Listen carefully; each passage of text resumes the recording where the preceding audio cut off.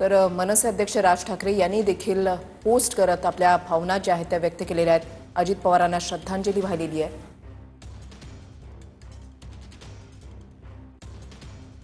मनसे अध्यक्ष राज ठाकरे हे सुद्धा आपल्या रोखठोक शैलीसाठी ओळखले जातात.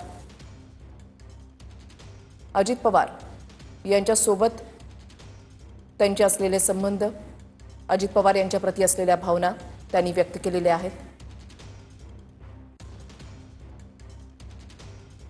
राज ठाकरेंची ही पोस्ट आपण या ठिकाणी पाहताय. राज ठाकरे पोस्ट करत अजित पवार यांना श्रद्धांजली या ठिकाणी वाहिलेली आहे. अजित पवार यांचं अकाली असं हे जाणं सगळ्यांसाठी चटका लावणार आहे, धक्कादायक असंच आहे. आतापर्यंत राज ठाकरे यांनी अजित पवार यांच्यावर कित्येकदा टीका केली असेल किंवा अजित पवारांनी केली असेल. मात्र अजित पवारांच्या मृत्यूनंतर आता राज ठाकरेंनी एक भावनिक अशी पोस्ट केलेली आहे. अजितदादांविषयीच्या खरं तर अनेक आठवणी ह्या आज प्रत्येकाच्या मनामध्ये असणार. राजकारणामध्ये विरोध राजकीय असतो, व्यक्तिगत नाही, असं राज ठाकरे यांनी आपल्या या पोस्टमध्ये म्हटलेलं आहे. राजकारणामधला विरोध, अजित पवारांच्या मृत्यूनंतर राज ठाकरेंनी ही भावनिक पोस्ट केली आहे. राजकारणामध्ये विरोध राजकीय असतो, व्यक्तिगत नाही, असं म्हणत राज ठाकरे यांनी आपल्या भावना व्यक्त केल्या. तर पवार कुटुंबियांच्या दुःखामध्ये सहभागी आहे असं राज ठाकरे यांनी म्हटलंय. त्यांचं ट्विट आहे, माझे मित्र आणि राज्याचे उपमुख्यमंत्री अजित पवार यांचं निधन झालं. महाराष्ट्राच्या राजकारणानं एक उमदा नेता गमावला.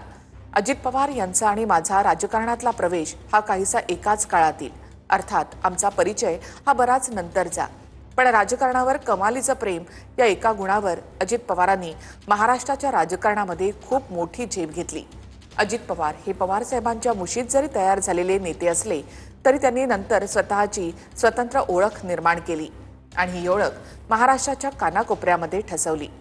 1990च्या दशकामध्ये महाराष्ट्रामध्ये शहरीकरणानं वेग पकडला.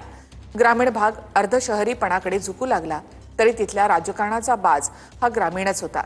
जरी तिथल्या प्रश्नांचं स्वरूप हे काहीसं शहरी होत चाललं असलं तरी या पद्धतीच्या राजकारणाचा पूर्ण अंदाज आणि ते उत्तम पद्धतीनं कसं हाताळायचं याचं कसब अजित पवार यांच्याकडे होतं.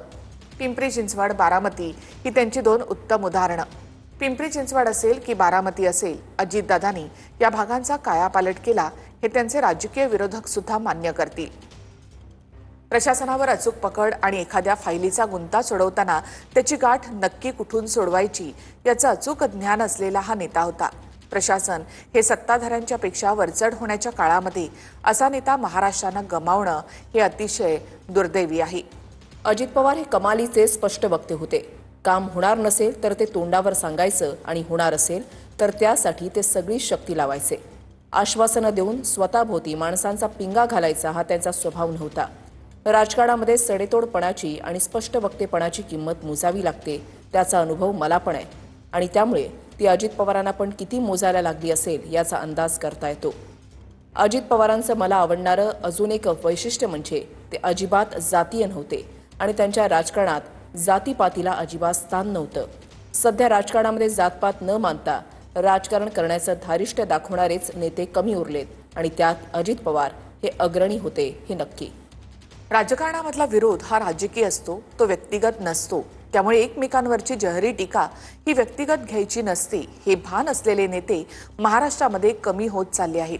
राजकारणामधले दिलदार विरोधक एकामागे एक जाणं हे महाराष्ट्राच्या उमद्या राजकारणाचं मोठं नुकसान आहे. मी आणि माझं कुटुंबीय पवार कुटुंबियांच्या दुःखामध्ये सहभागी आहोत.